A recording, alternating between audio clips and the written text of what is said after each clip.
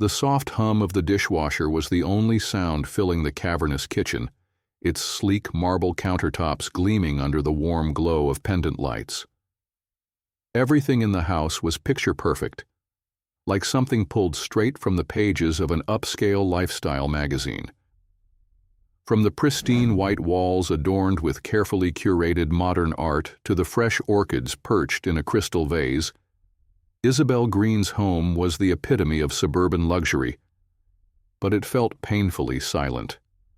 She stood at the center island, her hands lingering on the stem of a wine glass, the deep red liquid swirling in slow circles. Her reflection in the kitchen window caught her eye, the soft waves of her dark hair framing a face that looked more tired than it should. At 35, Isabelle was the kind of woman who had been called graceful or elegant, compliments that felt more polite than genuine. She wore a navy silk blouse that complemented her fair skin and brought out the hazel in her eyes. But tonight, none of that seemed to matter. She glanced at the clock above the stove. 7:45 p.m. Ethan was late. Again. The children's laughter echoed faintly from the living room. Emily, 10, was sprawled on the floor drawing, her brow furrowed in concentration, while Noah, 7, built a towering castle from Legos. Their innocence was both comforting and agonizing. Isabelle pasted on a smile as she walked into the room. "Dinner's almost ready, loves," she called out. "Is Dad coming home soon?" Emily asked without looking up. Isabelle hesitated before answering, a tight knot forming in her chest. "He's probably caught up at work. You know how busy it gets." She hated how practiced that line had become. As she walked back into the kitchen, her phone buzzed on the counter. A text from Ethan, running late. "Big meeting. Don't wait up." No apology, no warmth, just a cold, clinical message.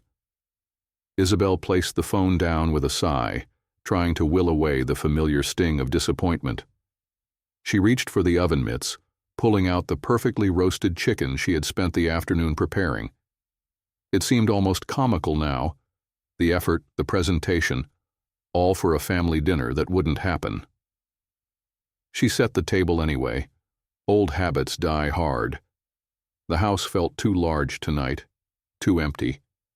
The high ceilings, once a source of pride, now amplified the loneliness that clung to her like a second skin.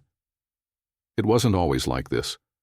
Once upon a time, their life had felt full, filled with promise, passion, and whispered dreams about growing old together. She and Ethan had started with nothing, building their life brick by brick. He had worked his way up the corporate ladder, and she had been there every step of the way, through the late nights, the job changes, the moves.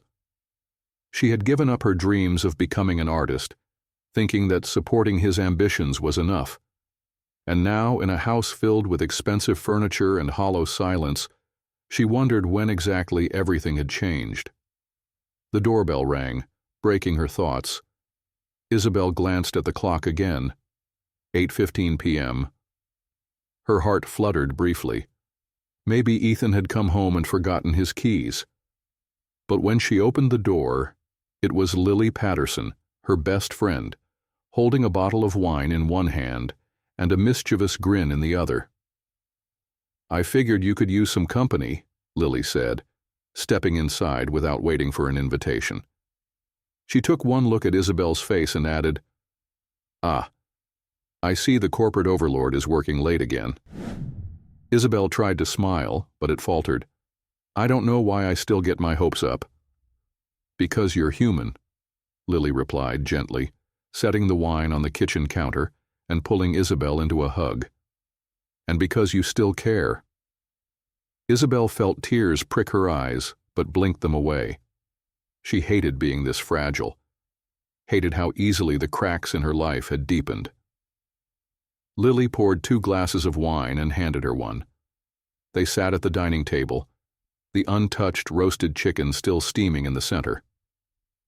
"This house feels empty," Isabelle whispered after a moment, surprising even herself with the admission.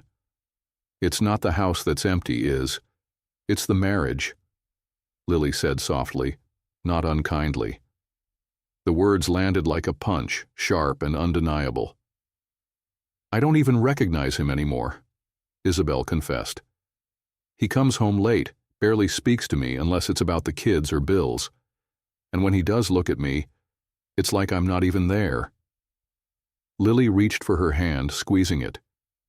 "You're still here, Isabelle, and you deserve to be seen." Isabelle felt a lump form in her throat, the weight of years of sacrifices and overlooked dreams pressing heavily against her chest.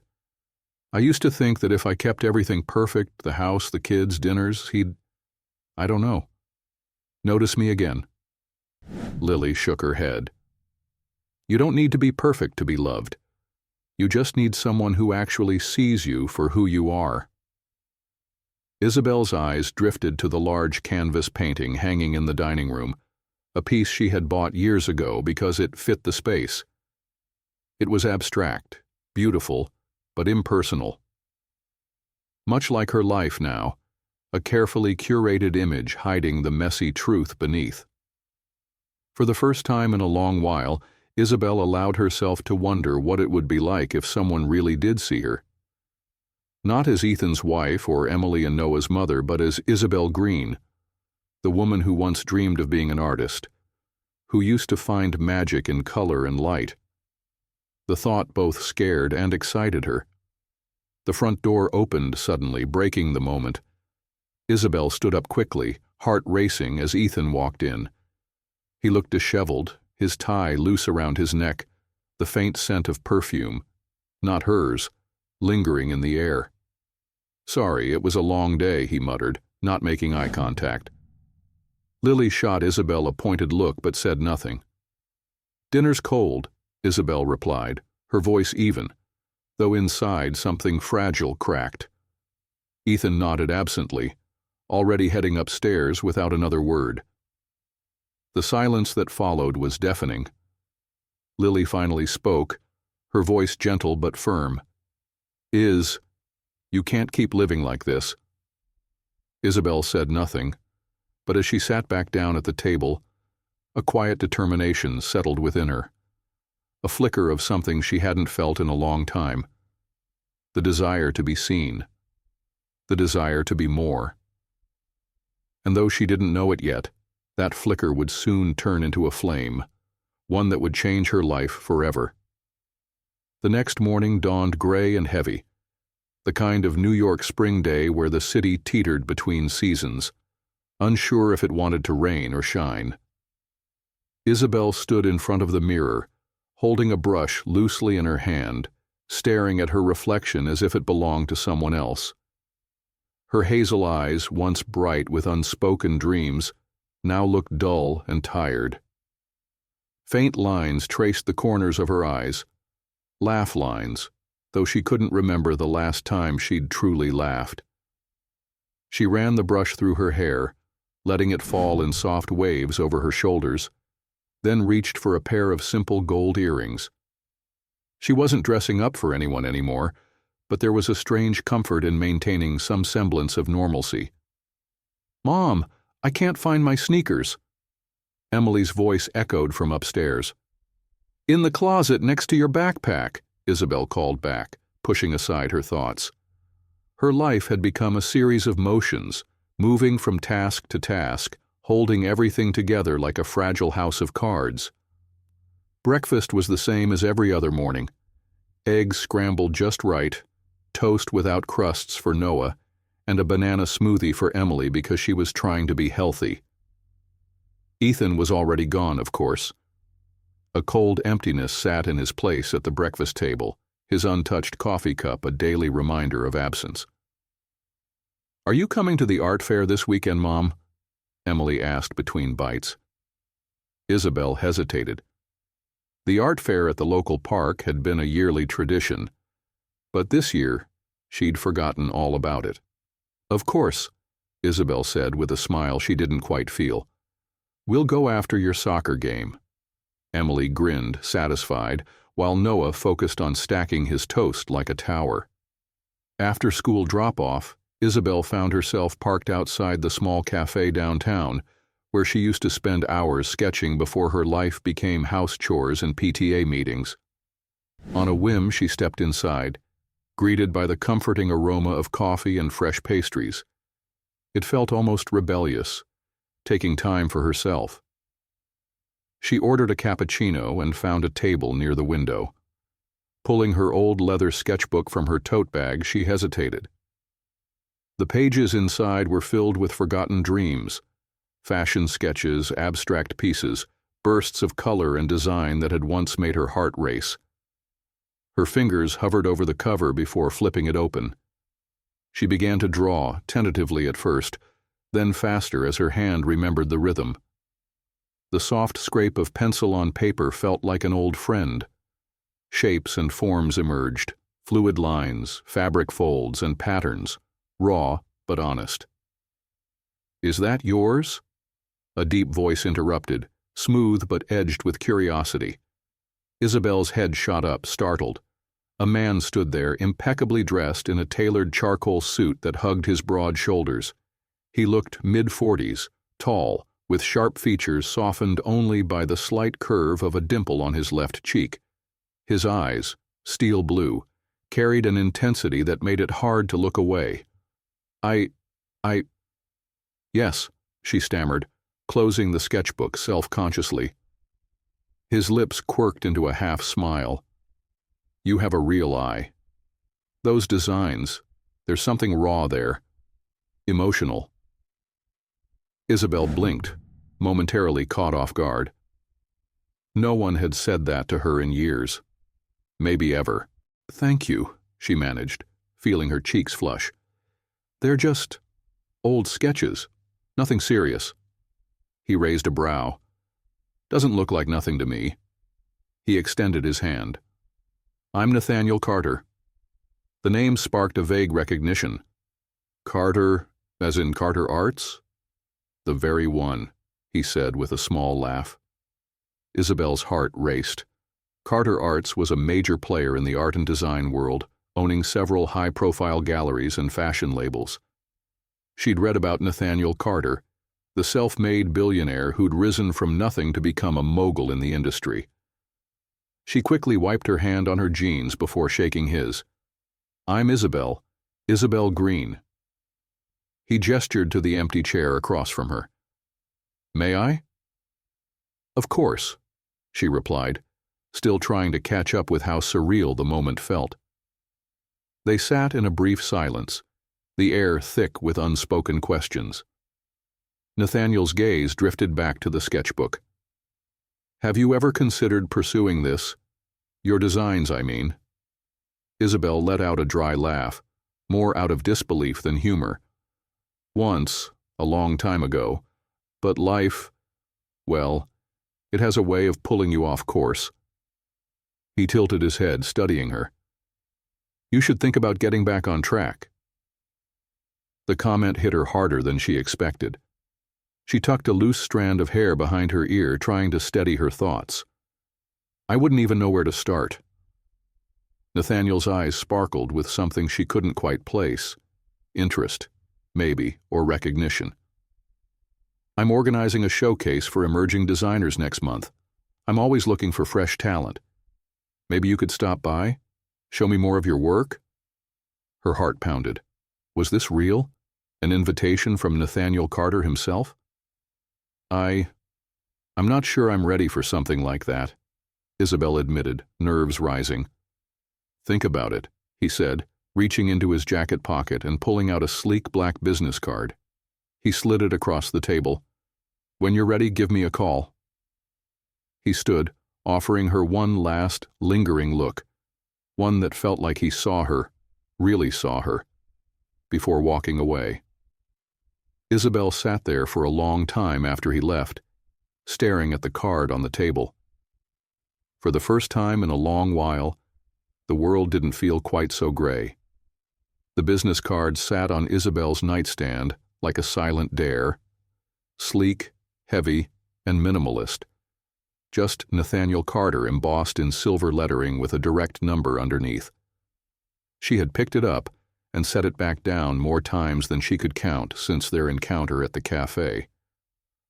Now, as she sat cross-legged on her bed, wearing worn pajama pants and an oversized sweatshirt, the card seemed almost absurdly out of place, a symbol of a world she had long stopped believing she could be part of. She traced the edges with her fingertip, biting her lower lip. What was he thinking? She was a suburban mom who hadn't designed anything in over a decade. Surely Nathaniel Carter had better things to do than offer opportunities to strangers he met in coffee shops. A soft knock at her bedroom door pulled her from her thoughts. "Mom?" Emily peeked in, already in her pajamas, her messy ponytail bouncing as she walked in and climbed onto the bed. "Can you help me with my art project tomorrow?" Isabelle smiled, brushing a stray curl out of her daughter's face. "Of course, sweetie. What's it about?" "Designing a dream outfit," Emily said excitedly. "Like if I were a princess, but cooler, like a superhero princess." Isabelle chuckled. "Sounds ambitious. We'll come up with something amazing." Emily paused, her little brows furrowing. "Do you ever miss drawing, Mom? Like, for real? Not just with me?" Isabelle's breath caught. It was such a simple question, but it hit her deeper than she expected. I do," she admitted, her voice soft. Emily grinned, satisfied with the answer before hopping off the bed. "Good, 'cause you're really good at it." Isabelle watched her daughter skip down the hallway, her heart a mix of warmth and longing. Maybe Emily was right. Maybe she was good at it, or at least she had been once. Before she could second-guess herself again, she picked up her phone and dialed the number on Nathaniel's card. It rang twice before a smooth, familiar voice answered. Nathaniel Carter. She froze for half a beat. "Hi. It's Isabelle Greene. From the cafe?" There was a brief pause, then warmth filled his tone. "Isabelle, I was hoping you'd call." Her heart fluttered at the sincerity in his voice. "I wasn't sure if you were serious about what you said." "I don't say things I don't mean," he replied gently. "Have you thought about the showcase?" "I have," she admitted, gripping the phone tighter. "But I'm not sure I'm ready for something like that. It's been a long time since I've designed anything real." "Talent doesn't expire," Nathaniel said, his words laced with quiet conviction. "And sometimes it's the ones who've been away the longest that have the most to say." She swallowed hard, his words stirring something deep inside her. "Why don't we meet?" he continued. "No pressure. Just bring some of your work and we'll talk. My office tomorrow? Noon?" Isabelle hesitated, then surprised herself by answering, "Okay, I'll be there." "Good," Nathaniel said, and she could hear the faintest smile in his voice. "I look forward to it." As she hung up, adrenaline surged through her veins, a potent mix of fear and exhilaration. What had she just agreed to? The next morning, Isabelle stood in front of her closet, trying to figure out what to wear. Her hands hovered between casual and professional. She didn't want to seem like she was trying too hard.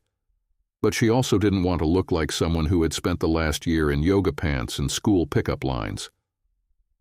She finally settled on dark skinny jeans, a cream silk blouse, and a tailored blazer that she hadn't worn in over a year. It still fit, barely, and it gave her shoulders a little more structure, which she desperately needed today.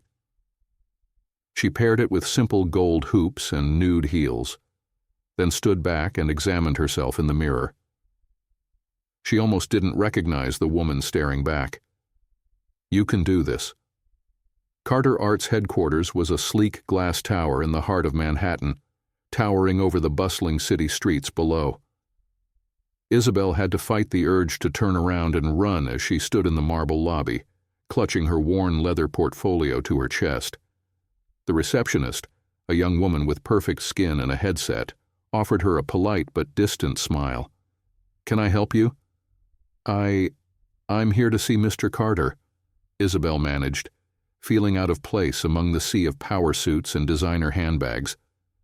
The receptionist checked her calendar and nodded. "He's expecting you. Take the elevator to the 32nd floor." Isabelle stepped into the mirrored elevator, her heart pounding in her ears. As the doors slid shut, she caught her reflection again.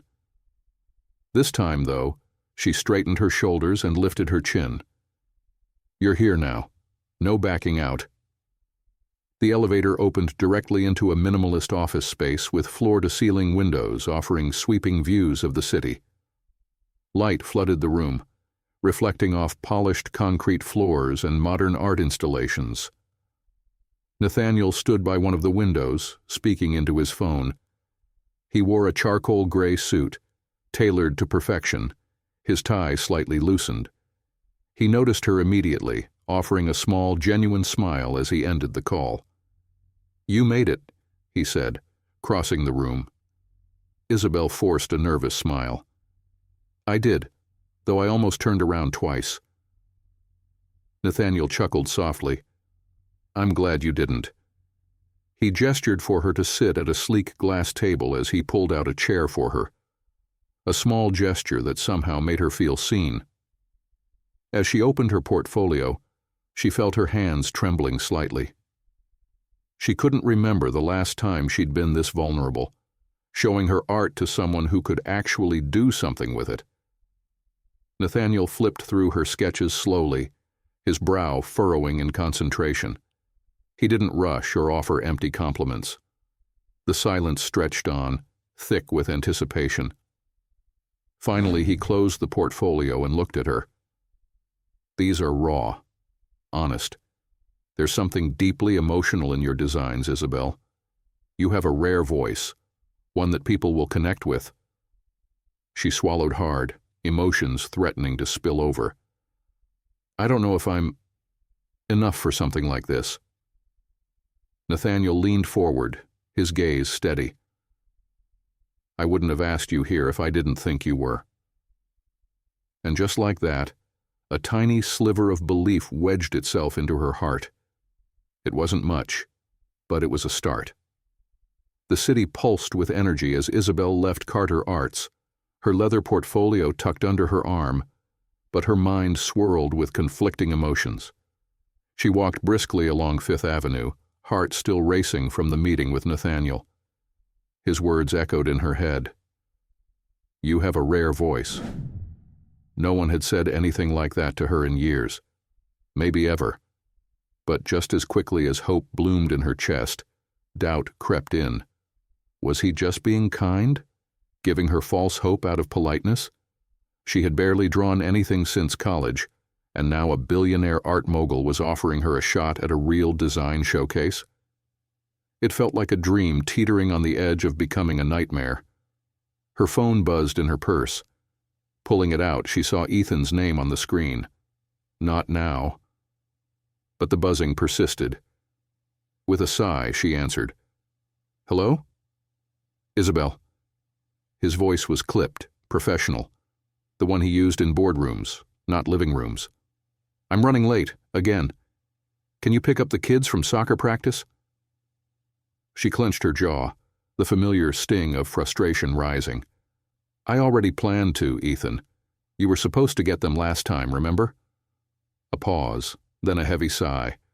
"I've been swamped, Is. You know how it is." The way he said her name, Is, like they were still close, still partners. But they weren't. "Fine," she replied, her voice colder than she intended. "Thanks," he said, oblivious to the tension. "I'll talk to you later." The line went dead. Isabelle stuffed her phone back into her bag, her chest tight. This was her life now, holding everything together, even as it crumbled around her. But today felt different. Nathaniel had given her something she hadn't felt in a long time, a glimmer of possibility. By the time she reached the soccer field, the sun had dipped low, casting long shadows over the grass. Emily and Noah ran toward her, their faces flushed from play, their cleats muddy. "Mom, you're here," Emily called, waving wildly. Isabelle forced a bright smile. "Of course I am. How was practice?" "Coach said I'm getting better at defense." Emily beamed, slinging her bag over her shoulder. Noah grabbed Isabelle's hand, tugging it as they walked. "Can we get ice cream?" Isabelle hesitated. She had a million things to do, laundry, dinner, emails, but seeing their hopeful faces, she relented. "Sure, ice cream sounds perfect." They sat at a small outdoor cafe, ice cream cones in hand. Emily chattered about her upcoming art project, while Noah dribbled melted chocolate down his shirt. "Mom," Emily said between bites, "are you still going to that art thing?" Isabelle blinked. "What art thing?" "You know, the one you talked about yesterday, where people can see your drawings." Her throat tightened. Even her daughter could sense how important this was, even when she wasn't sure herself. "I might," Isabelle said, her voice soft. "I'm thinking about it." "You should," Emily replied, as if it was the most obvious thing in the world. That evening, after the kids were asleep, Isabelle sat at the kitchen table, her sketchbook open. She traced the lines of an unfinished dress design, one she had started years ago but never completed. It was delicate but bold, with soft, flowing lines and an edge of structure, almost like how she imagined herself once, soft on the outside but stronger underneath. The sound of her phone buzzing startled her. It was a text, from an unknown number. "Nathaniel Carter. Hope you made it home okay. I keep thinking about your designs. They have something special. If you're still interested, there's a spot open in our mentorship program. No pressure, but I think you should take it." Her heart leapt and twisted all at once. This was real. This wasn't just a compliment in a cafe. This was a chance. She started typing a reply but deleted it twice before finally settling on, "Thank you, Nathaniel. I'd love to be considered." Almost instantly, 3 dots appeared, indicating he was typing. "Nathaniel. Excellent. Come by the office Monday morning. We'll get you started." Isabelle set her phone down, staring at it as if it might vanish. Was this really happening? But before doubt could cloud her mind again, she whispered to herself, "You deserve this." And for the first time in a long while, she almost believed it. Monday morning arrived quicker than she expected. Isabelle stood in front of the Carter Arts Building once again, her nerves buzzing like static under her skin. She wore a fitted blazer over a simple blouse, paired with dark jeans, casual, but with a professional edge. Inside, the lobby buzzed with energy, designers, assistants, and clients moving in all directions. She felt a pang of imposter syndrome, but she squared her shoulders and approached the reception desk. "I'm here to see Mr. Carter. Isabelle Greene," she said, her voice steadier than she felt. The receptionist smiled politely. "Of course, he's expecting you. Take the elevator to the 35th floor." As the elevator doors slid closed, Isabelle took a deep breath, clutching her portfolio tighter. "You're here now. No turning back." The doors opened into a sleek office with expansive windows overlooking the city skyline. Nathaniel stood near the glass, hands in his pockets, looking effortlessly powerful and composed. When he turned to her, his face lit up with a warm, genuine smile. "You made it," he said.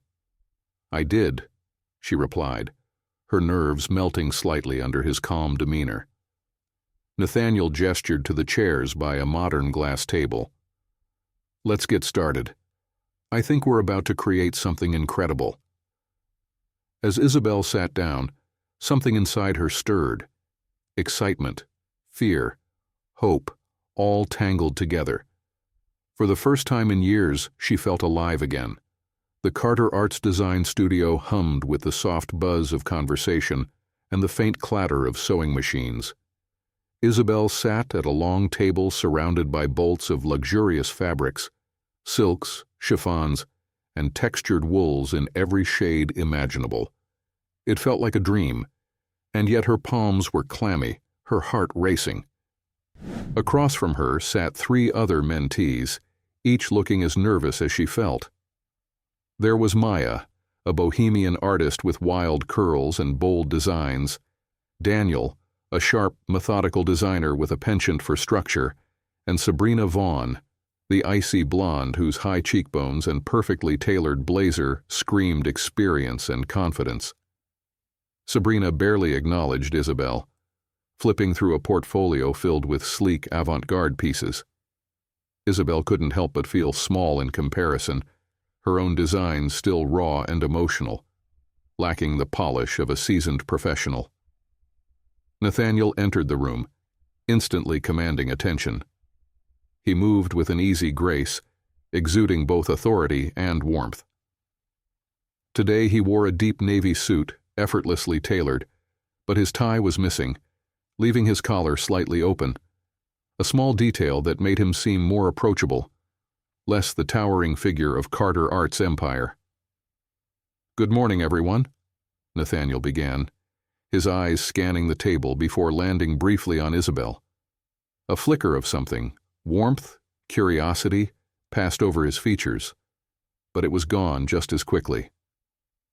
"I want to welcome you to this mentorship program," he continued. "You're here because you bring something unique to the table. We're not looking for perfection. We're looking for passion, for voice, for heart." Sabrina crossed her legs and smirked slightly, as if she'd heard it all before.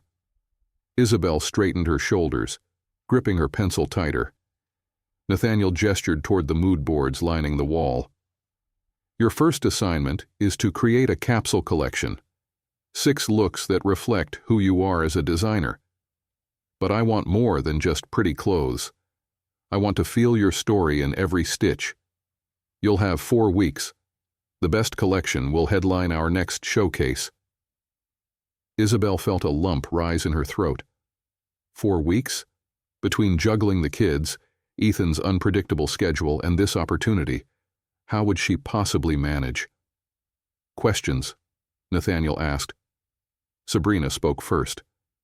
"Will we have access to the atelier's full resources?" Her voice was silky, but there was an edge beneath it, a subtle power play. Nathaniel nodded. "Yes, but remember, this isn't about how much you can spend. It's about what you can create." As the group began to disperse, Isabelle lingered behind, still absorbing the weight of the task ahead. Nathaniel noticed and approached, his expression softer now that they were alone. "You okay?" he asked, voice low and genuine. "I think so," Isabelle replied, though her nerves buzzed beneath the surface. "It's a lot." Nathaniel smiled gently. "It's supposed to be. But I wouldn't have invited you here if I didn't think you could handle it." His words, simple as they were, sent a warmth through her chest. But before she could respond, a sharp voice interrupted. "Oh, Nate, I see you've found your favorite already." Isabelle turned to see Sabrina approaching, her designer heels clicking against the polished floors. She looped her arm casually through Nathaniel's, her body language familiar, intimate even. Nathaniel tensed almost imperceptibly but didn't pull away. "Sabrina," he said, his tone now more guarded. Sabrina turned her attention to Isabelle, offering a smile that didn't reach her eyes. "I don't think we've been properly introduced." "Sabrina Vaughn, Isabelle Greene," she replied, forcing politeness. Sabrina's eyes flicked over Isabelle's outfit, a simple blouse and jeans, before landing on her worn leather portfolio. "New to the industry?" Isabelle's cheeks burned, but she kept her voice steady. "I am. This is my first real opportunity." Sabrina's smile widened, though it carried a sharpness to it. "Well, the mentorship can be intense. Not everyone makes it through, but I'm sure you'll do fine." Isabelle's throat tightened. Was that a warning?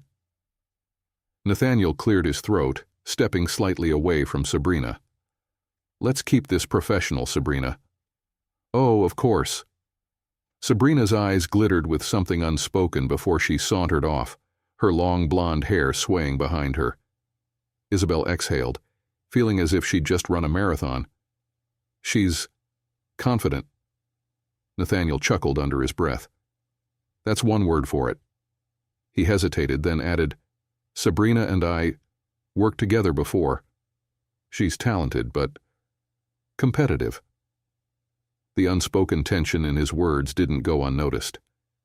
Isabelle nodded, filing away the information. "Well, I should get started," she said, trying to shake off the encounter. Nathaniel gave her an encouraging smile. "Good luck. And Isabelle, don't let anyone make you feel like you don't belong here." His words lingered long after he walked away. That evening, Isabelle sat at her kitchen table, sketches scattered before her, but her mind swam with doubt. The kids were in bed, the house was quiet, but her thoughts were anything but. She thought of Sabrina, the effortless poise, the veiled digs, and Nathaniel, whose words, though kind, still felt like a lifeline she wasn't sure she deserved. Her phone buzzed. A text from Ethan. "Ethan, can you take the kids this weekend?" "I have plans." Her chest tightened. Of course he had plans. Probably with her. Isabelle nearly typed back, "No," but she stopped herself. Instead, she responded, "Sure, I'll take them." Because at the end of the day, her kids came first. But as she returned to her sketches, something shifted inside her.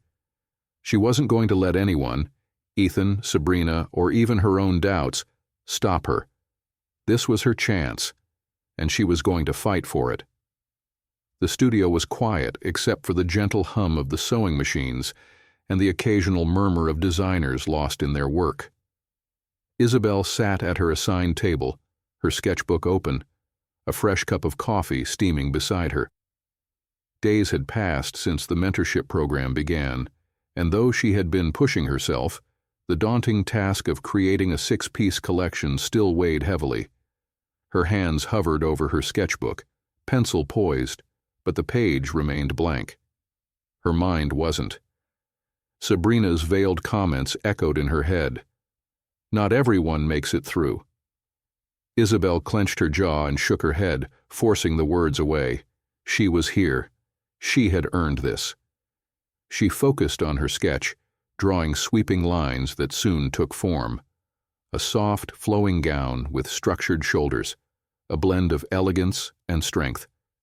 It felt symbolic, like she was trying to design the version of herself she wanted to be. Soft, yet unbreakable. "That's beautiful." Isabelle startled, nearly knocking over her coffee. She looked up to find Nathaniel standing beside her, hands in his pockets, his piercing blue eyes trained on her sketch. "Sorry, I didn't mean to scare you," he said, a soft smile curving his lips.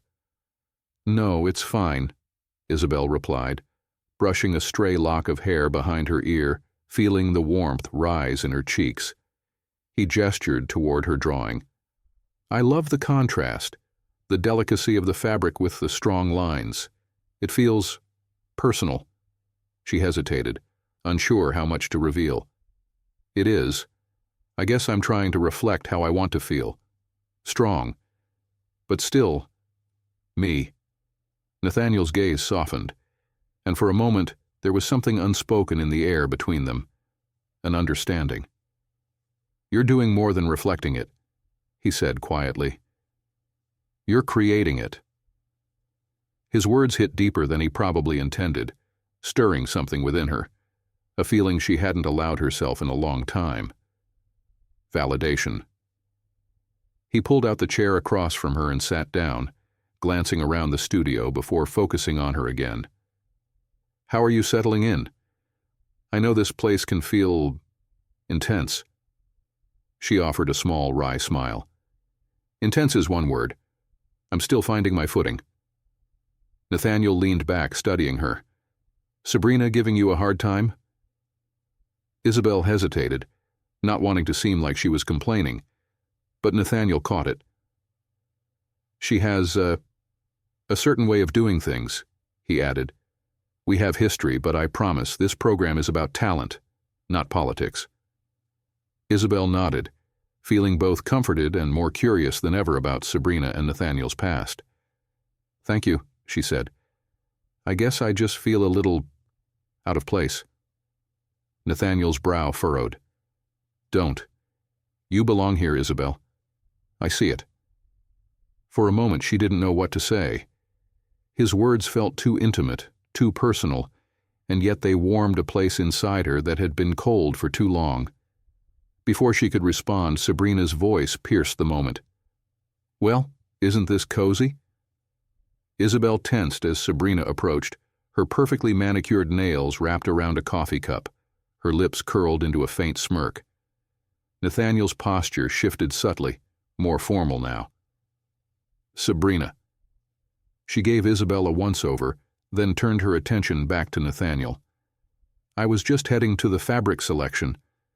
Thought you might want to weigh in on some of my pieces."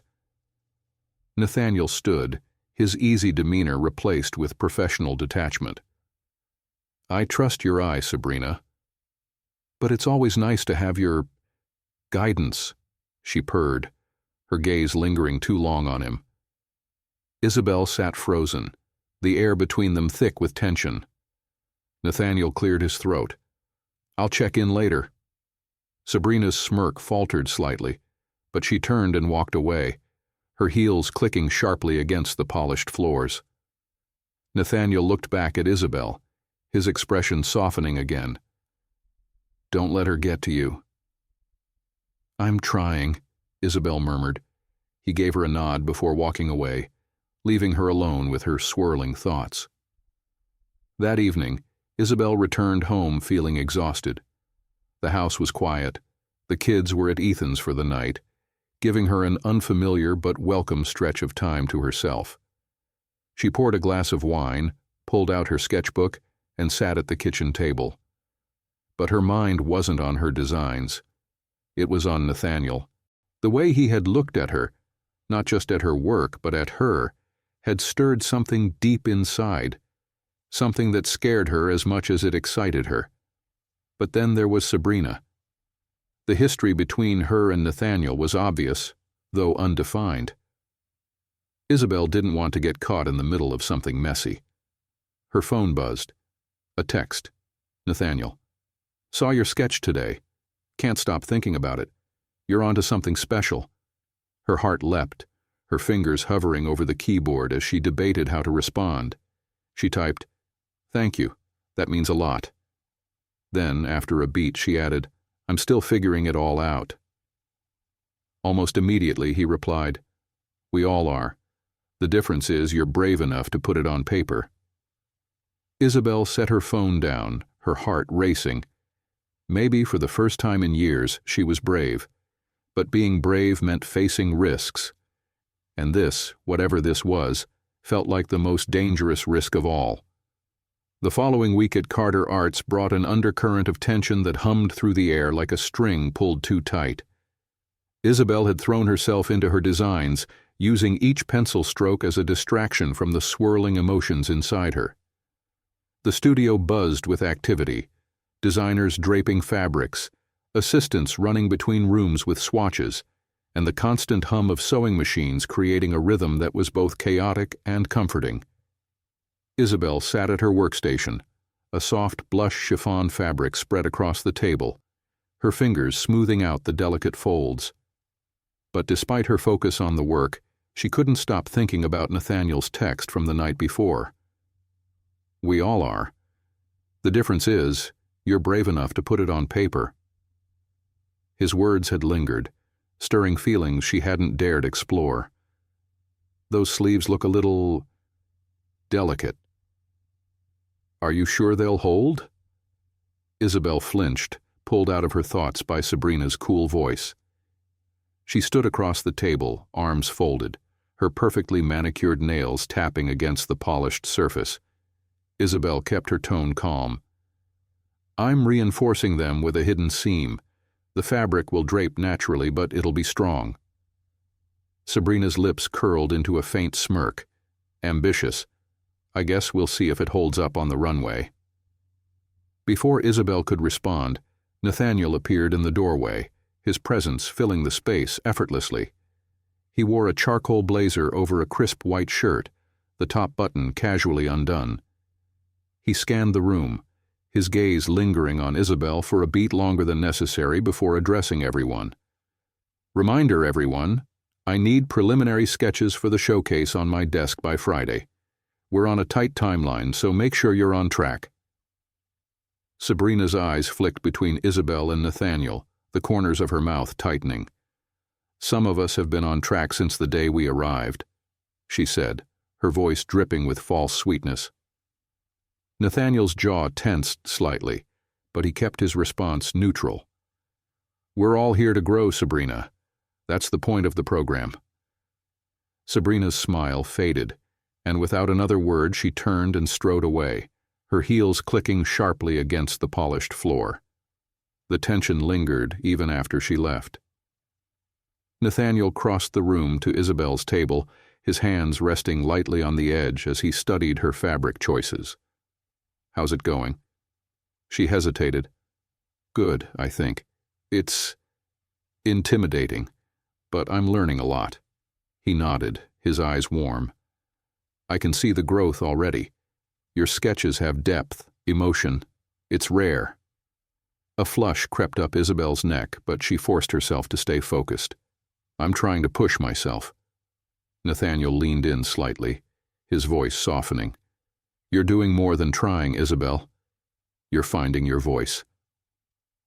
The words stirred something deep inside her, a mixture of pride and vulnerability.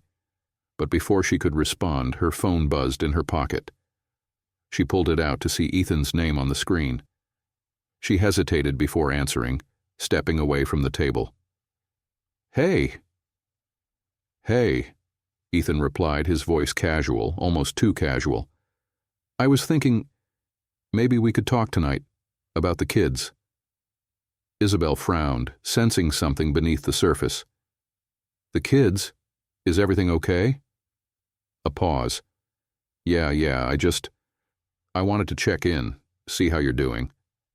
His words felt off, forced, rehearsed, and it stirred the familiar ache in her chest. She knew that tone. It was the one he used when he felt guilty but didn't want to admit it. I'm fine, Ethan, she replied, her voice tighter than she intended. We can talk later. Before he could respond, she ended the call and slipped the phone back into her pocket. When she turned back, Nathaniel was still there, watching her with an unreadable expression. Everything okay? He asked gently. She hesitated, then sighed. It's complicated. My ex-husband. Nathaniel nodded, a flicker of understanding crossing his face. Complicated seems to be a theme around here. They shared a small, almost conspiratorial smile, a brief moment of connection that felt dangerously comforting. Listen, Nathaniel began, his voice softer now. I'm hosting a private showing next week. It's small, just a few close friends and colleagues. No pressure, but if you're interested, it could be a good chance to network. Get your work in front of some people who matter. Isabelle's heart skipped. You really think I'm ready for that? His gaze met hers, unwavering. I do. She swallowed hard, her chest tight with a mixture of excitement and fear. Okay, I'll be there. He smiled, the kind that made her pulse race, and for a moment the room felt smaller, like it was just the two of them. But as he walked away, the air between them thick with unspoken possibilities, Isabelle couldn't help but wonder. Was this the start of something new? Or was she walking a path that could lead to heartbreak all over again? Either way, there was no turning back now. The cool air of the evening brushed against Isabelle's skin as she stepped out of the sleek, glass-paneled building of Carter Arts. The city hummed around her, alive with honking taxis, glittering lights, and people moving in every direction. But Isabelle stood still for a moment, clutching her portfolio tighter, her mind spinning. The invitation to Nathaniel's private showing sat heavy in her thoughts. It was an incredible opportunity, a chance to be seen, to connect, to prove to herself that she belonged here. Yet, beneath the excitement, there was an undercurrent of uncertainty. She wasn't sure if it was about her work or the complicated emotions Nathaniel stirred in her. Her phone buzzed in her purse. She pulled it out, half expecting another text from Nathaniel. But it was Ethan. "Ethan, can I stop by tonight? I need to talk." Her heart sank. Another cryptic message, another wave of anxiety. She typed back quickly, "The kids are with me tonight. What's this about?" The 3 dots appeared, then disappeared. "Ethan, it's about us." Isabelle stared at the screen, a knot tightening in her chest. United States. A word that once meant everything. Now it felt like a ghost. Back home, Isabelle busied herself tidying the living room, lighting a candle, and pretending she wasn't spiraling inside. She set her sketchbook aside, smoothing out the pages she had been working on earlier, delicate lines and flowing fabrics, symbols of a life she was trying to rebuild. The doorbell rang. Isabelle took a deep breath before opening the door. Ethan stood there, looking both familiar and foreign. His dark hair was neatly styled, his tailored suit crisp, but his face was tired with deep lines etched around his mouth. "Hey," he said, offering a weak smile. "Hey." She stepped aside, allowing him in.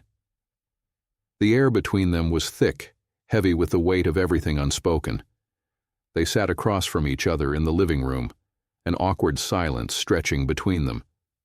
Ethan cleared his throat. "I've been thinking a lot." Isabelle folded her arms. "About what?" He hesitated. "About us. About the kids. I know I messed up. I hurt you." His words sparked a mixture of anger and sadness inside her. She bit back the sting of tears. "You didn't just hurt me, Ethan. You broke everything." He rubbed his hands together, his jaw tightening. "I know, and I'm sorry. I really am, but I can't stop thinking about what we had, about what we could still have." Isabelle felt her chest tighten. "You left me, Ethan. You made that choice." "I did," he admitted, eyes shining with something that looked like regret. "But seeing you now, seeing how you're changing, I don't know. It made me realize what I lost." A bitter laugh escaped her. "You realize it now? After everything? I know I don't deserve it, but I want another chance. For us. For the kids." The words hung in the air, suffocating and heavy. Isabelle's mind raced. A part of her, the part that had once loved him deeply, felt the pull of familiarity, of the life they had built together. But another part, stronger now, resisted. "I'm not the same person I was when you left," she whispered, her voice trembling. Ethan's face fell. "I can see that." She stood, needing distance. "You don't get to come back just because you're having second thoughts. I'm building something new, Ethan. For me. And for the kids." His shoulders slumped, the realization sinking in. Is there someone else? The question startled her. Was there? Nathaniel's face flashed in her mind, his steady eyes, his gentle encouragement, the unspoken connection growing between them. "There's someone who believes in me," she said softly, "and right now that's more than enough." Ethan nodded slowly, standing up. "I get it. I had to try." She walked him to the door, her heart heavy but resolute. As he stepped outside, he turned one last time. "You look happy, Isabelle. Happier than I've seen you in years." She managed a small smile. "I'm trying to be." The door closed, and Isabelle leaned against it, her breath shaky but strong. She felt lighter, as if a weight had been lifted, even though her heart ached. Later that night, after the house had settled into its usual quiet, Isabelle sat at the kitchen table, her sketchbook open in front of her. But instead of working, she found herself staring at her phone. Her thumb hovered over Nathaniel's number. "What am I doing?" she thought, but before she could talk herself out of it, she sent a message. "Thank you for today. It meant more than you know." Moments later, the screen lit up with his reply. "Nathaniel, any time. I meant what I said. You're finding your voice. And it's beautiful." Her chest fluttered, a warmth spreading through her. For the first time in a long time, she wasn't looking back. She was moving forward.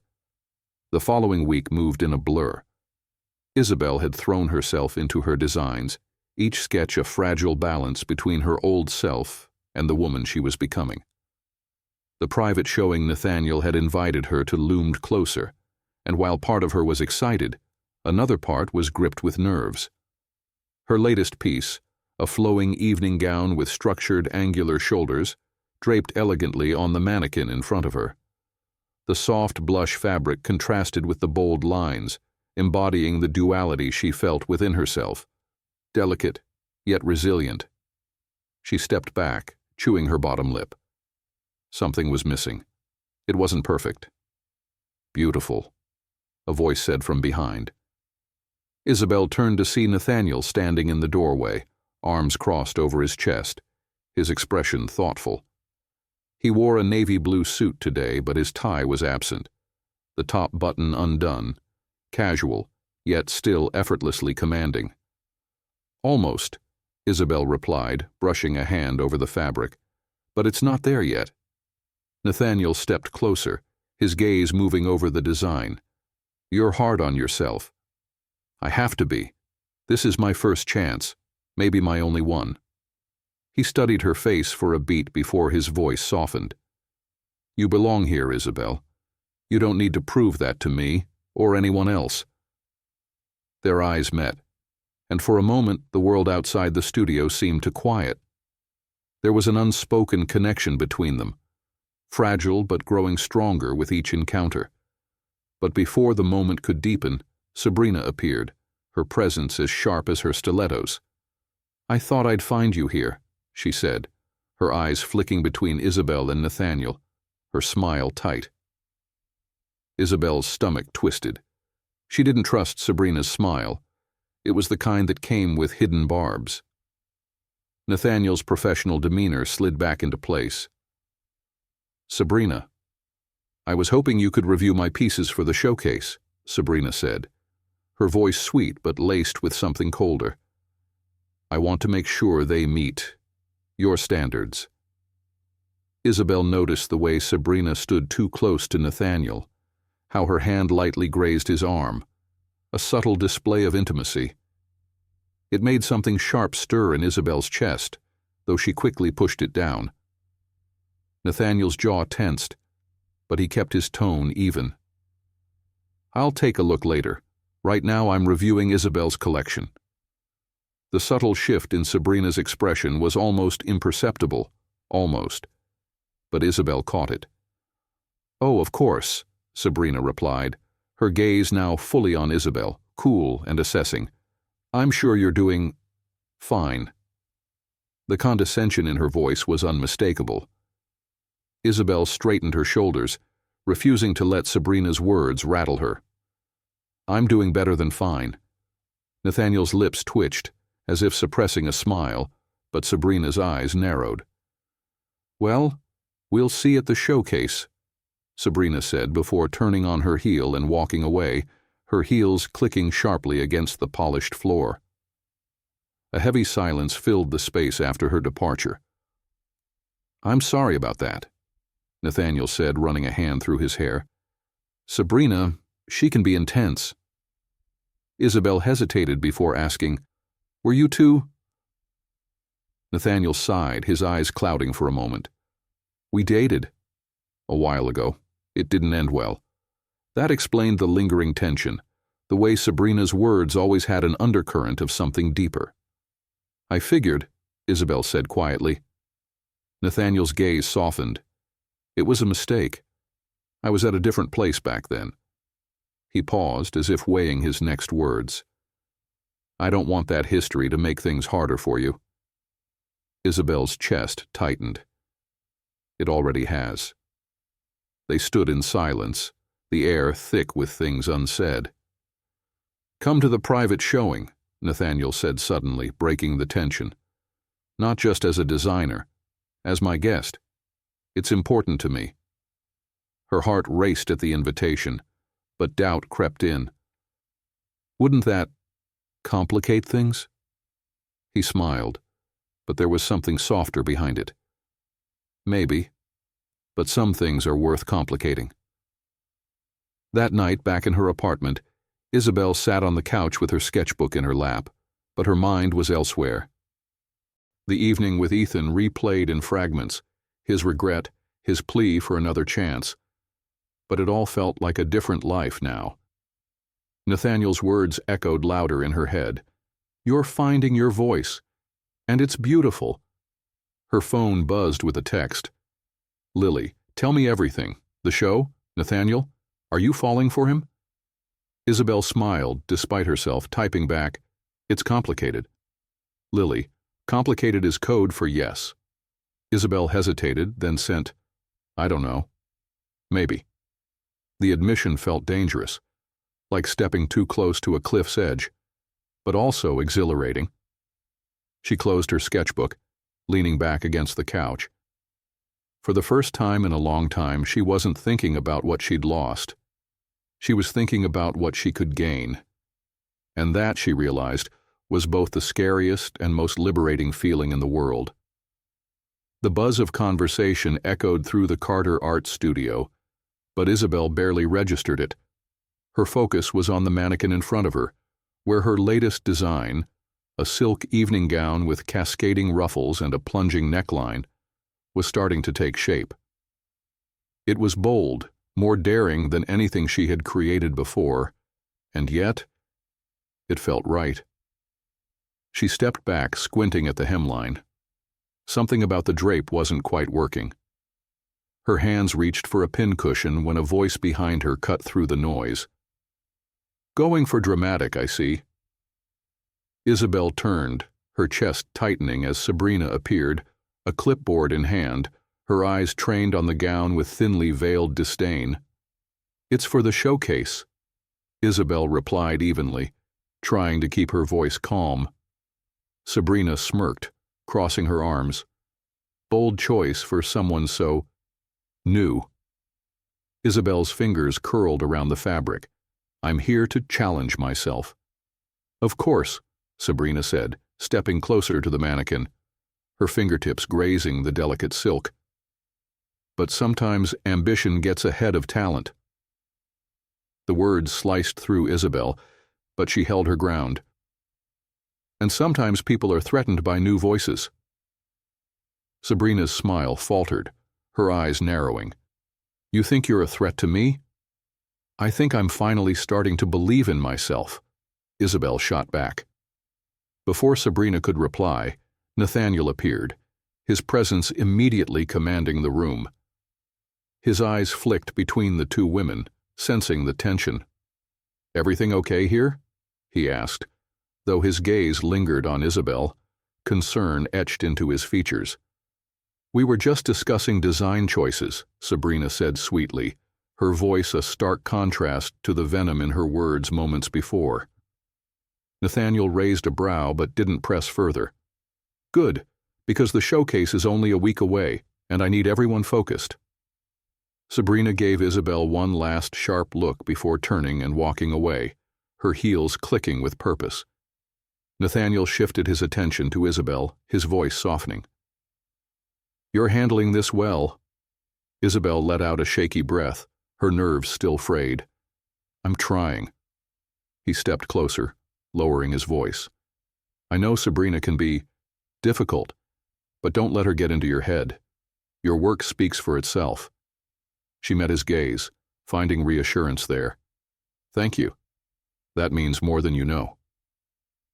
For a moment the air between them felt charged, but before anything else could pass between them, Nathaniel's phone buzzed in his pocket. He glanced at it, his expression tightening. "I have to take this," he said reluctantly. "But we'll talk later, okay?" Isabelle nodded, watching as he walked away, the distance between them growing again, not just physically, but emotionally. That evening, Isabelle returned home to find her apartment unusually quiet. The kids were with Ethan for the weekend, and the emptiness of the space felt heavier than usual. She kicked off her shoes and sank onto the couch, her sketchbook resting on her lap, but she couldn't bring herself to open it. Her thoughts were tangled. Sabrina's cutting remarks, Nathaniel's lingering glances, and the ever-present weight of the upcoming showcase. Her phone buzzed. "Lily. Wine night? I'm on my way with a bottle." Isabelle smiled, grateful for her friend's intuition. An hour later, Lily sat across from her, swirling a glass of red wine. "So," Lily began, "how's the love triangle going?" Isabelle groaned, covering her face with her hands. "It's not a love triangle." Lily arched a brow. "You, Nathaniel, and the Ice Queen? Feels pretty triangular to me." Isabelle sighed, sinking deeper into the couch. "It's complicated. Life is complicated. But girl, you've got a billionaire practically drooling over your designs, and let's be honest, probably you too, and an ex-husband crawling back. It's a lot." Isabelle took a sip of her wine, letting the warmth spread through her. I don't know where I stand with Nathaniel. One minute it feels like something's there, and then he pulls away." Lily tilted her head. "Maybe he's scared, or maybe he's trying to be professional." "I'm scared too," Isabelle admitted, her voice soft. "It's been so long since I let myself feel anything for someone." Lily reached across the table, squeezing Isabelle's hand. "You deserve to feel something, to be seen, and not just for your work."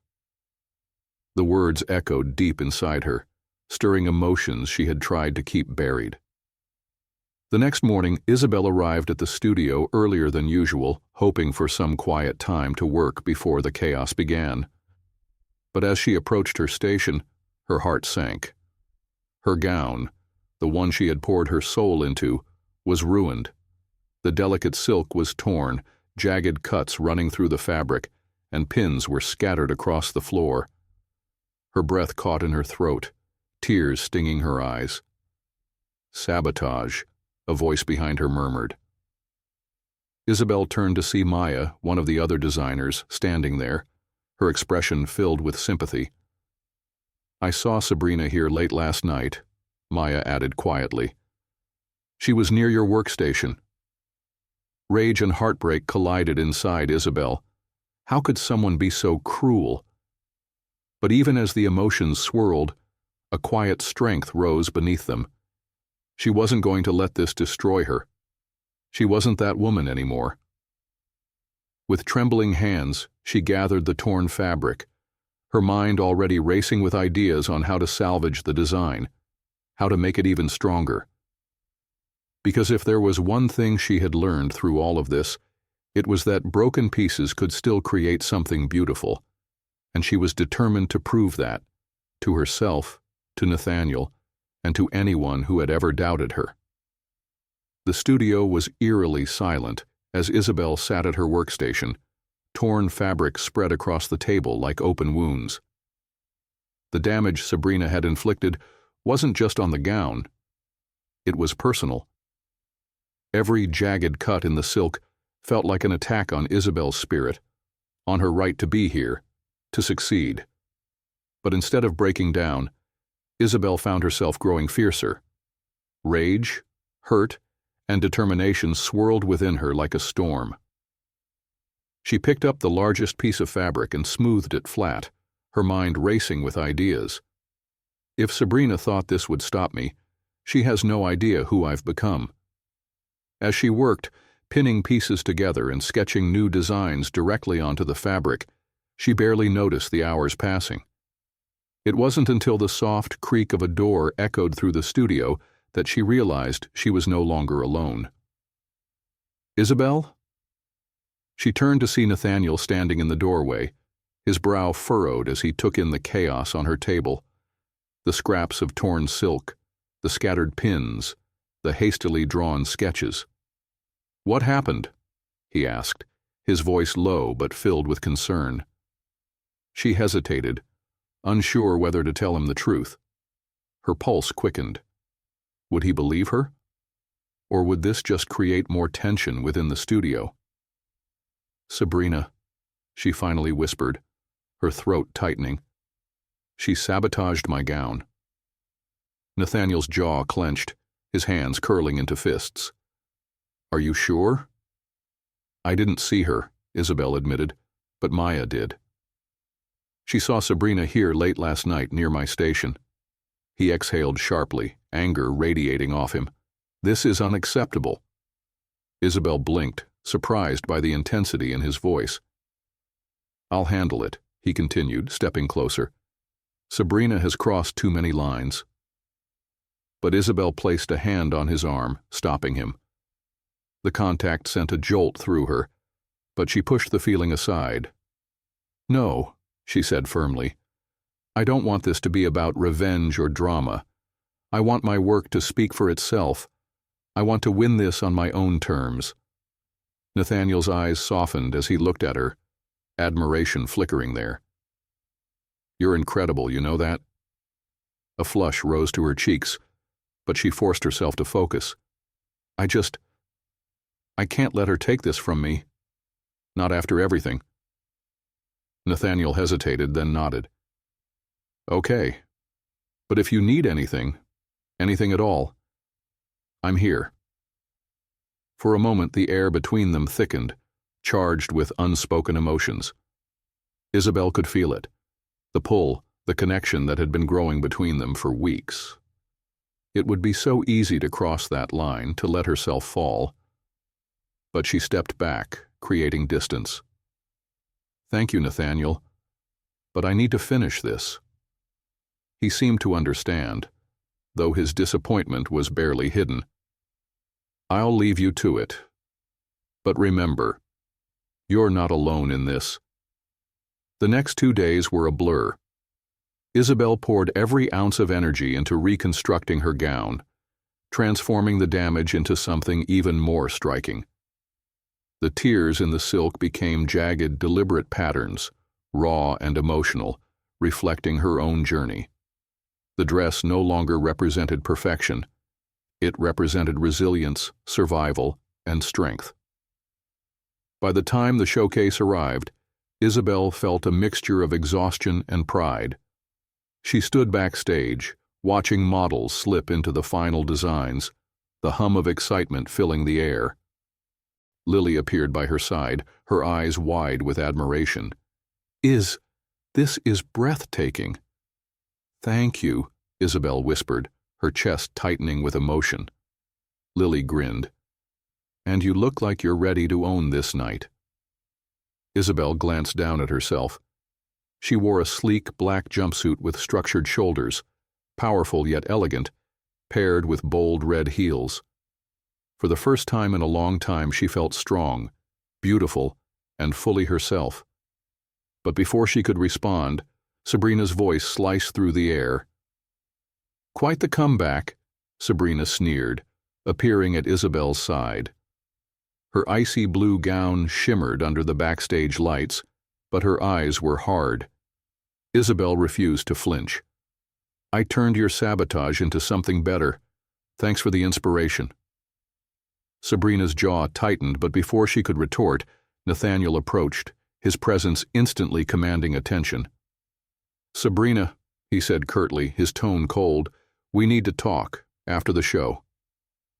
Sabrina paled slightly but said nothing, brushing past them. Nathaniel's eyes met Isabelle's, filled with something deeper now, pride, admiration, and perhaps something more. "You did it," he said softly. "Not yet," she replied, but her heart swelled. The lights dimmed, and the showcase began. One by one, the models walked the runway, showcasing the designers' collections. When Isabelle's pieces emerged, there was a shift in the room. Murmurs of awe and admiration filled the space. The final gown, her reconstructed masterpiece, glided down the runway, its jagged edges catching the light, shimmering with strength and vulnerability. The audience erupted into applause. Isabelle felt tears sting her eyes, but they were tears of triumph. She had done it. Despite everything, the betrayal, the doubt, the sabotage, she had created something beautiful. Nathaniel appeared beside her again, his eyes shining. "You stole the show." Before she could respond, he reached for her hand, his fingers curling around hers. The contact sent a surge of warmth through her. "You're incredible, Isabelle," he said, his voice low, intimate, "and I haven't been able to stop thinking about you." Her heart raced, torn between fear and desire. "Nathaniel." But he shook his head gently. "No pressure, no expectations. I just needed you to know." She swallowed hard, emotions swirling. Everything had been building to this moment, not just the showcase, but this connection between them. "I'm scared," she admitted. "So am I," he replied, his thumb brushing against her hand. "But some risks are worth it." Isabelle looked into his eyes, seeing not the billionaire or the mentor, but the man who had believed in her when she hadn't believed in herself. And for the first time in a long time she let herself believe, not just in him, but in her own worth. As the applause echoed around them, she squeezed his hand and smiled.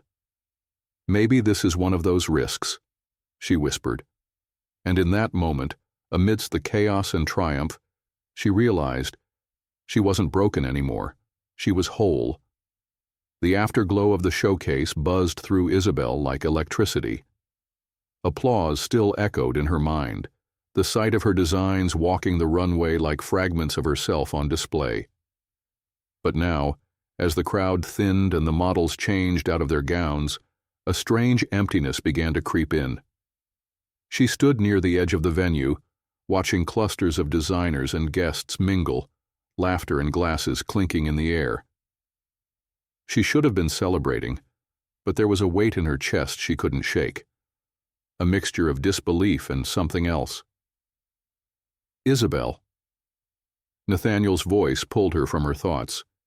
He stood in front of her, holding 2 champagne flutes. His blue-gray eyes, usually so guarded, now held something softer, something raw.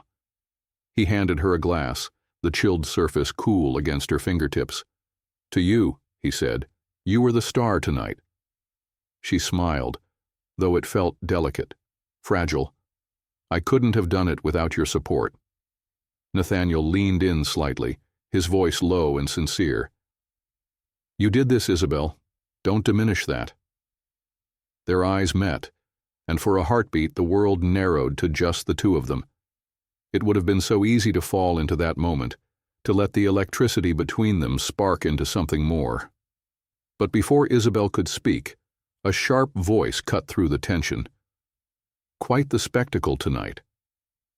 Sabrina appeared at Nathaniel's side, her polished exterior intact, but her eyes held a storm of resentment. She clutched a glass of wine, swirling it lazily as if the world hadn't just watched Isabelle's triumph. "Sabrina," Nathaniel said, his tone cool. She ignored him, her gaze fixed on Isabelle.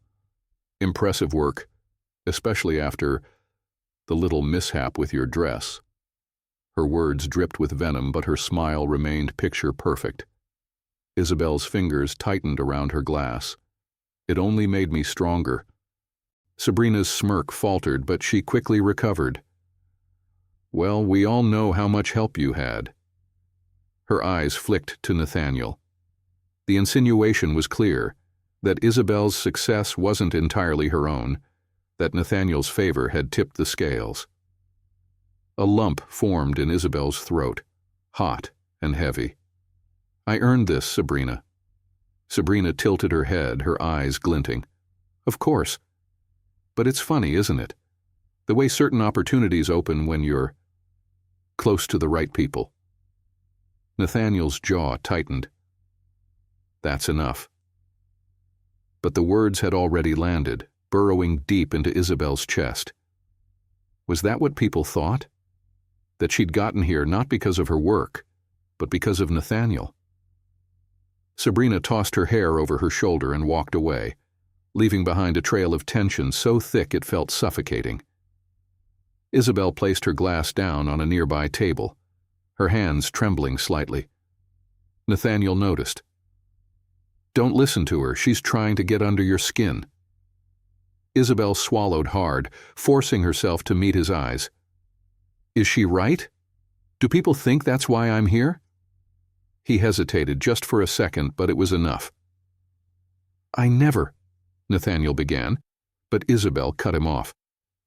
"I worked so hard for this, Nathaniel, and now it feels tainted." His eyes softened, pain flickering in them. "You deserve everything you've earned. Sabrina's just bitter." But the crack had already formed, the fear, the doubt, creeping into the spaces she thought she had fortified. "I need some air," Isabelle whispered before slipping out into the cool night.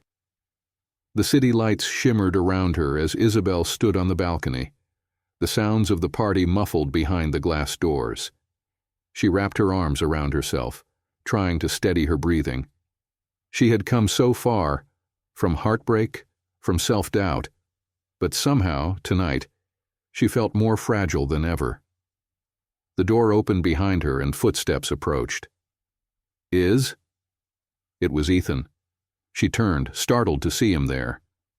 He wore a tailored suit, but it was his face that caught her attention, the same familiar lines, but tonight they were softened with something she hadn't seen in a long time: vulnerability.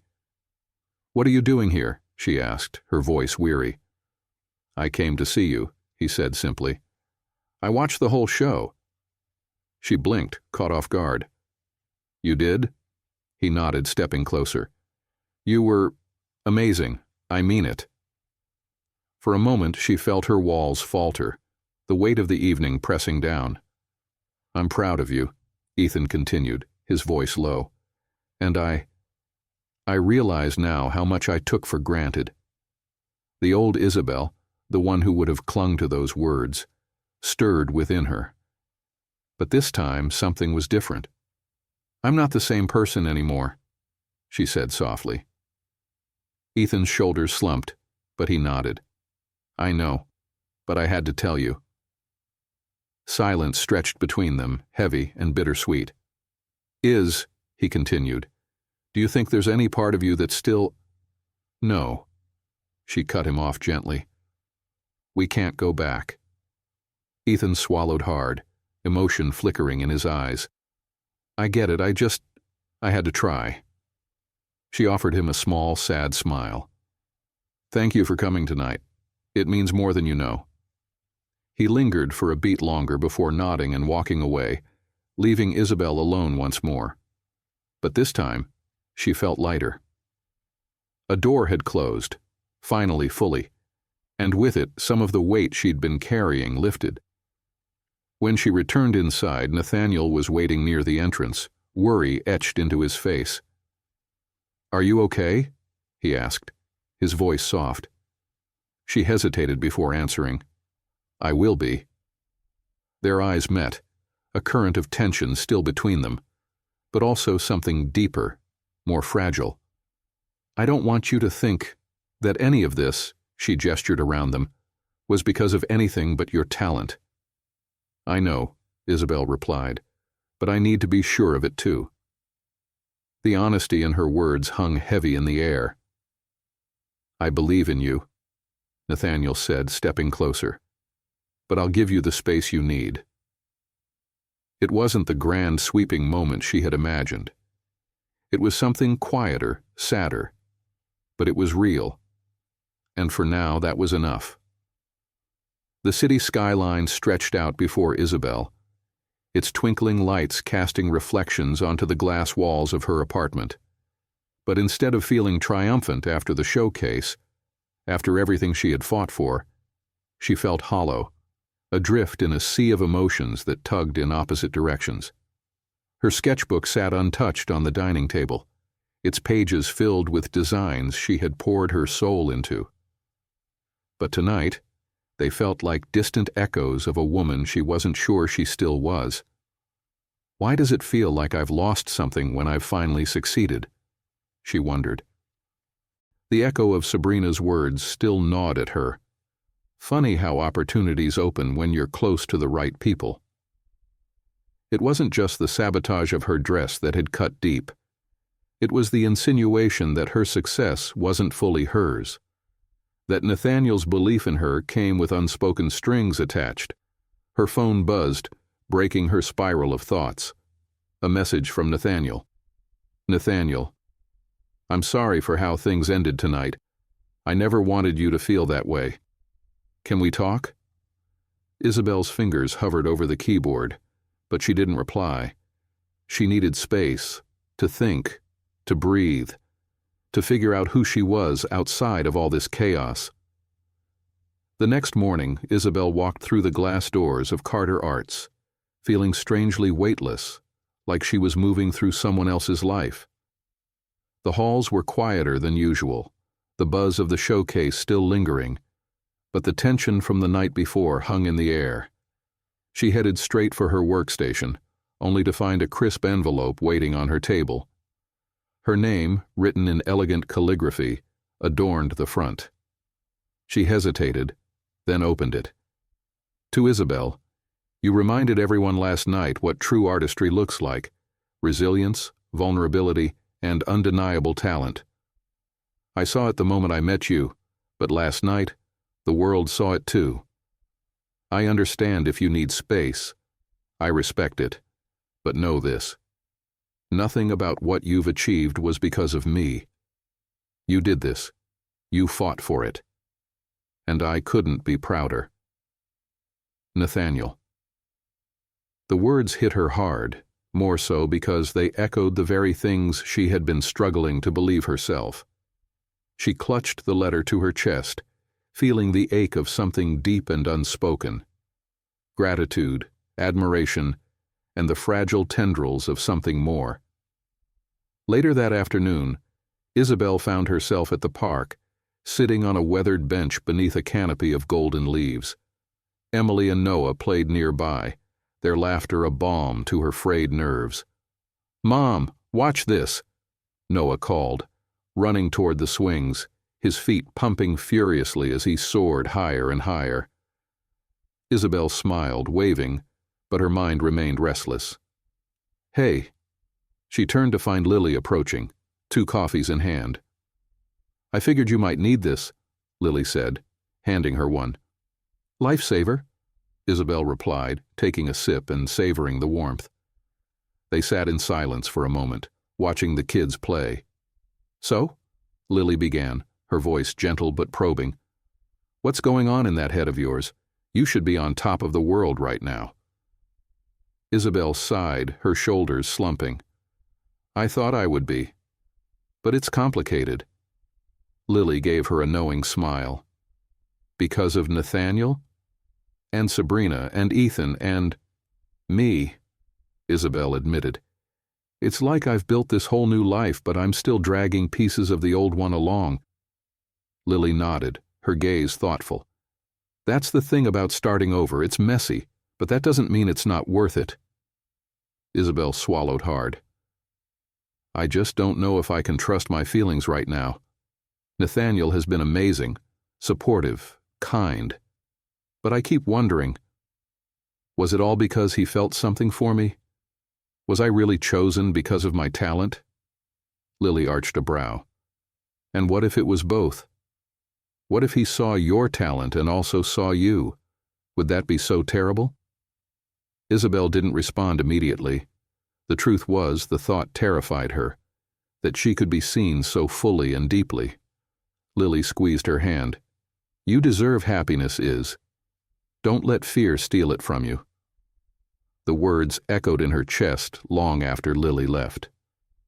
That evening, after putting Emily and Noah to bed, Isabelle stood in front of her mirror, brushing her hair as if preparing for something monumental. She wasn't sure what had shifted, but something had, A realization, perhaps, that she was allowed to want more, that her success didn't have to come at the cost of her heart. Her phone sat on the bedside table. She picked it up, hesitating only a moment before dialing. Nathaniel answered after the first ring. "Isabelle," he said, his voice laced with hope and hesitation. "Hi," she breathed, her heart pounding. Silence stretched between them, filled with all the words they hadn't said. "I got your letter," she began. "Thank you." He let out a soft exhale, relief evident. "I meant every word." "I know," she said. I needed to figure out how I felt, and I realized something today. I don't want to keep questioning everything. I want to believe I deserve this. All of it. The career, the success, and maybe even—" She trailed off, heart racing. Nathaniel's voice was gentle when he spoke. "And maybe even me?" A soft laugh escaped her, tears prickling her eyes. "Yeah, maybe even you." There was a beat of silence before he whispered, "Come over. Please." She hesitated, fear still a flicker in her chest, but it was drowned out by something stronger. Hope. "Okay," she replied. When Isabelle arrived at Nathaniel's penthouse, he was already waiting by the door, his expression a mixture of vulnerability and anticipation. Without speaking, she stepped forward, closing the space between them. Their eyes met, heavy with everything unsaid, before Isabelle reached out, her hand resting against his chest. "I'm scared," she admitted. "So am I," Nathaniel replied, covering her hand with his. "But I don't want to be anymore," she whispered. His gaze softened before he cupped her face, his thumb brushing against her cheek. "Neither do I." And then, as if the months of tension and emotion had finally reached their breaking point, he kissed her, deep, slow, and filled with promise. It wasn't just a kiss of passion. It was a kiss of possibility, of new beginnings, of choosing herself, and love, fully, finally, and without fear. The days after the showcase blurred into a strange mixture of triumph and uncertainty. Isabelle's designs were the talk of the fashion circles, articles popping up online praising her collection's raw emotion and unique style. She should have felt on top of the world, and in some ways she did, but the lingering tension with Nathaniel and the ghosts of Sabrina's accusations still tugged at her. She sat at her kitchen table, a cup of coffee growing cold beside her, as she read through an email offering her a spot in a prestigious design house's upcoming show. A month ago, this would have felt impossible, but now the world seemed wide open. Still, something was missing. A soft knock at the door pulled her from her thoughts. Isabelle stood and opened it, surprised to see Nathaniel standing there, dressed casually in jeans and a navy sweater, his usually composed expression more uncertain. "Hi," he said, his voice lower than usual. "Hi," she replied, her heart racing. "This is unexpected." "I know," he said, rubbing the back of his neck. "But I couldn't leave things the way we did." She hesitated, unsure where this was going. "Come in." He stepped inside, his eyes flickering over the living room, the soft gray furniture, the sketches scattered across the coffee table, the framed photos of Emily and Noah lining the shelves.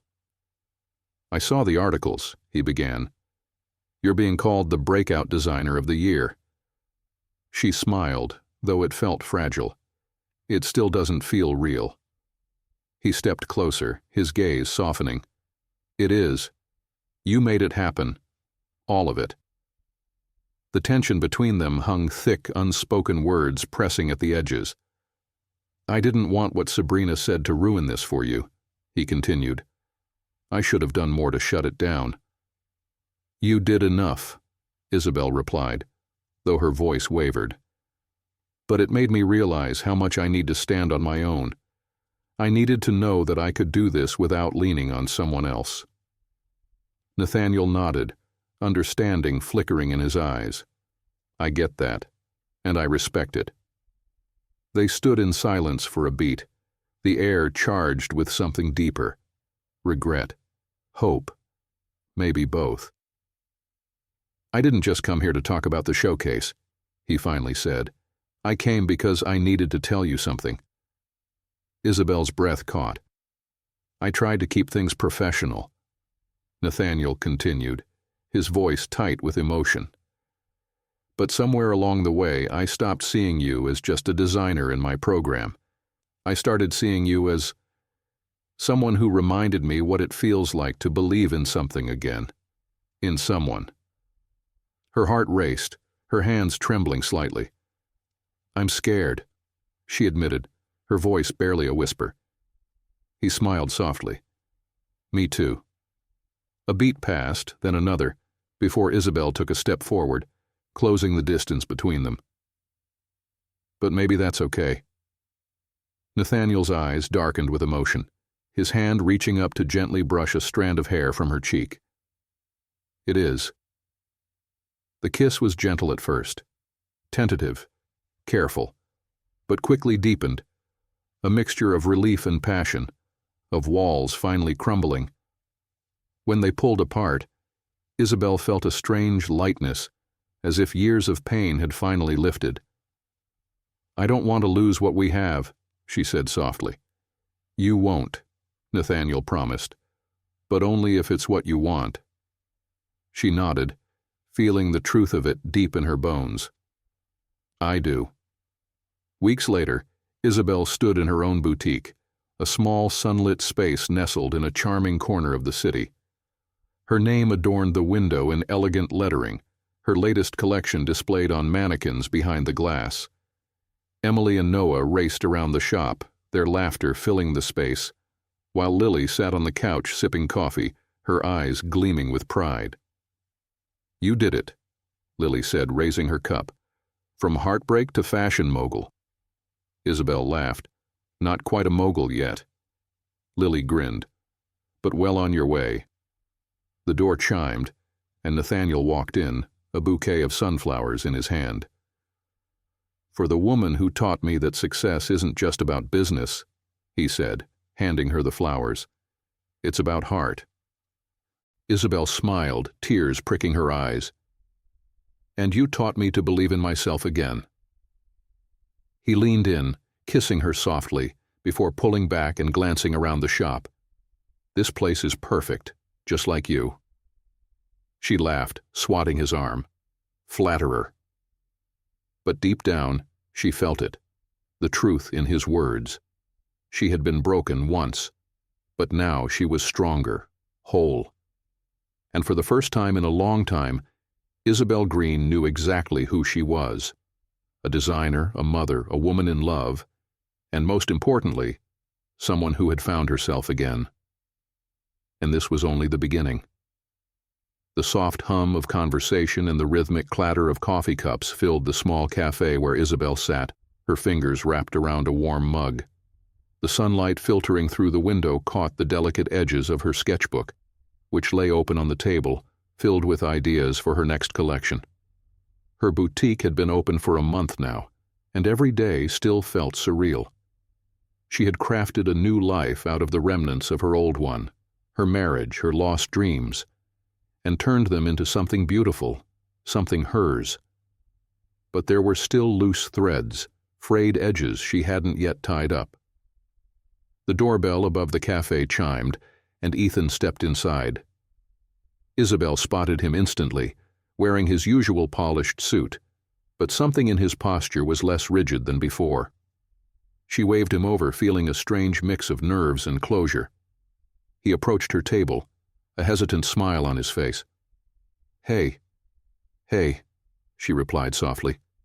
"Thanks for meeting me." Ethan sat down, folding his hands together. "Of course. I was surprised when you called." Isabelle nodded. "I just thought there were things we never said, and maybe we should." He studied her, his brow furrowed. "You look happy. I mean, really happy."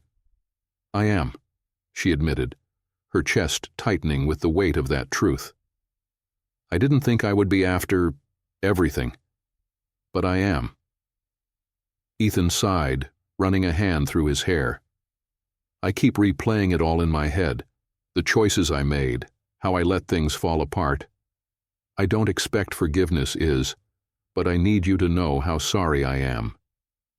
Isabelle felt a pang in her chest, but it wasn't the sharp pain she used to feel when thinking about their marriage. It was softer now, dulled by time and healing. I've forgiven you, she said gently. Not for you, but for me. I couldn't move on if I didn't. Ethan's shoulders slumped with relief, but there was sadness in his eyes. I'm glad you're doing well. And the boutique, it's amazing. She smiled. Thank you, it means a lot. There was a beat of silence between them, filled with memories and unspoken words. Is there someone else? He finally asked, his voice cautious. Isabelle hesitated, then nodded. Yes, Nathaniel. Ethan's jaw tightened slightly, but he managed a small smile. I figured. I saw how he looked at you at the showcase. She laughed lightly. It's still new, but it's real. Ethan leaned back in his chair, exhaling deeply. I'm happy for you. I really am. For the first time in what felt like forever, Isabelle believed him. They spent the next half hour talking about Emily and Noah, about their lives, and for once it didn't feel strained. It felt like two people who had shared something important, even if it hadn't lasted. When they stood to leave, Ethan pulled her into a hug. It wasn't romantic or longing, it was a goodbye. Take care of yourself, he murmured. You too, she replied.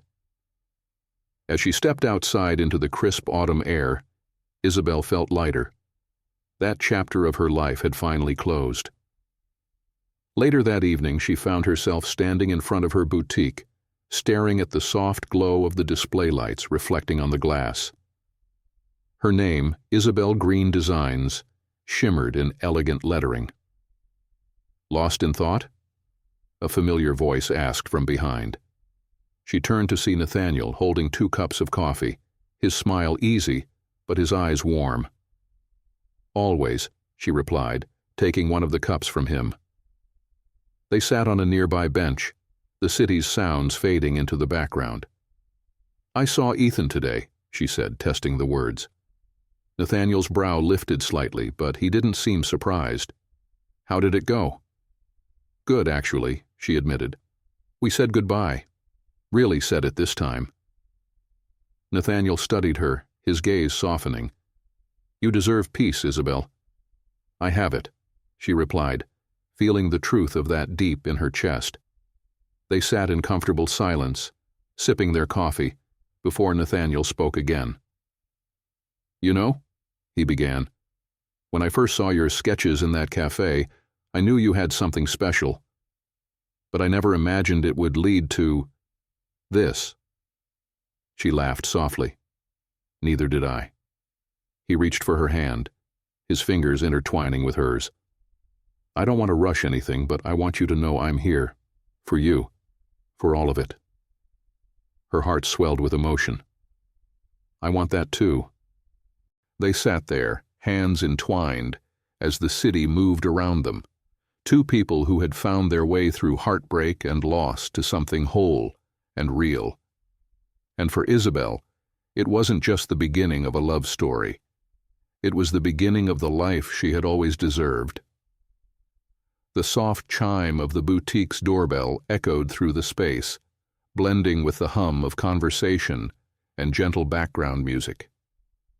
Isabelle stood by the display window, adjusting a silk scarf on a mannequin.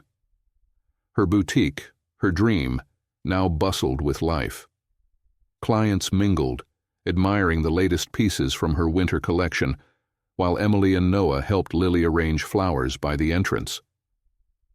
The grand opening of Isabelle Greene Designs had arrived, and with it, a sense of completeness Isabelle hadn't felt in years. She looked around, her heart swelling with pride. Each gown, every stitch, was a reflection of her journey. The heartbreak, the growth, the rediscovery of herself. Lily appeared at her side holding 2 glasses of champagne. "To the woman who did the impossible," she said, raising her glass. Isabelle smiled, clinking her glass gently. "To second chances." They both took a sip, and Lily grinned. "Nathaniel's not here yet?" "He said he had to finish something at the office," Isabelle replied, though there was a flicker of disappointment she tried to brush aside. "He'll be here." As if on cue, the door opened, and Nathaniel stepped inside. His presence still made her pulse quicken, the tailored charcoal suit, the easy yet commanding confidence.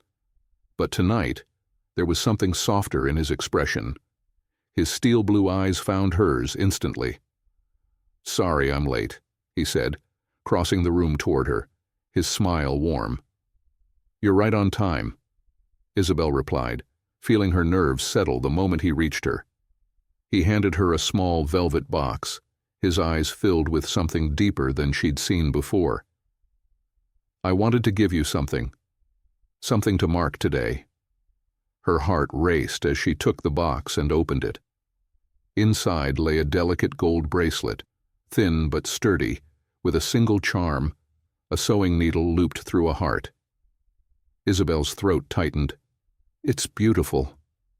Nathaniel smiled, his voice low. "For the woman who mended herself stitch by stitch." Tears pricked her eyes, but she blinked them away, overwhelmed by the meaning behind the simple gift. "Thank you, it's perfect." He helped her clasp it around her wrist, his fingers brushing against her skin, sending familiar warmth through her. "I'm proud of you, Isabelle. Of everything you've built," he murmured. Isabelle smiled but felt a flutter of nerves in her chest. There was still something unspoken between them, something she needed to confront. She took his hand, leading him toward the quieter corner of the boutique. "Can we talk?" He nodded, his brow furrowing slightly. "Of course." They stepped away from the crowd, the murmur of voices fading behind them. "I've been thinking," Isabelle began, choosing her words carefully, "about us, about where this is going." Nathaniel's jaw tensed slightly, but he said nothing, waiting. She took a deep breath. "I spent so much of my life tying my happiness to someone else, first with Ethan, and then, if I'm honest, I started doing it again with you." He started to speak, but she held up her hand. "But this time it's different," she continued, "because I know who I am now. I know I'm not just someone's wife or someone's protege. I'm me, Isabelle Greene, and I love what I've built." Nathaniel's face softened, pride flickering in his eyes. "You should." "I care about you," she added, her voice trembling slightly. "But I need to know that we're building something together, as equals, not as mentor and designer, or billionaire and single mom, but as 2 people who see each other." For a moment he was silent, as if weighing her words. Then he smiled, a deep, genuine smile that made her heart ache. "I don't want anything else," he said, his voice filled with conviction. "You've never been beneath me, Isabelle. If anything, you've pulled me up." Emotion welled up inside her, a mixture of relief and overwhelming love. He reached into his pocket and pulled out a small envelope, handing it to her. She opened it, revealing a legal document, a contract voiding her mentorship agreement with Carter Arts. "I signed this today," Nathaniel explained. "You don't need that title hanging over you anymore. Your success is yours. It always has been." Tears filled Isabelle's eyes, her throat tightening. "Nathaniel." He took her hands, his gaze unwavering. "I want to be with you, Isabelle. Not as your mentor, not as your investor, but as the man who loves you." The words hit her like a wave, crashing through every wall she'd built around her heart. "I love you too," she whispered, her voice breaking. The space between them vanished, and he pulled her into a deep, lingering kiss, one filled with every unspoken promise. every piece of their broken past now mended. A year later, Isabelle stood in the same boutique, now expanded into a second location uptown. Her designs were featured in magazines worn by celebrities, but the real success was the happiness she felt in the simple moments, like the one unfolding now. Emily and Noah sat at a table nearby, working on their own little sketches, while Nathaniel, now her husband, knelt beside them, helping Noah draw the perfect dress. Isabelle watched them, her heart full. She had found it, not just love, not just success, but herself. And in the duality of wealth and simplicity, of heartbreak and healing, she realized something profound. She wasn't the woman who had been left behind. She was the woman who had chosen herself and found everything she deserved.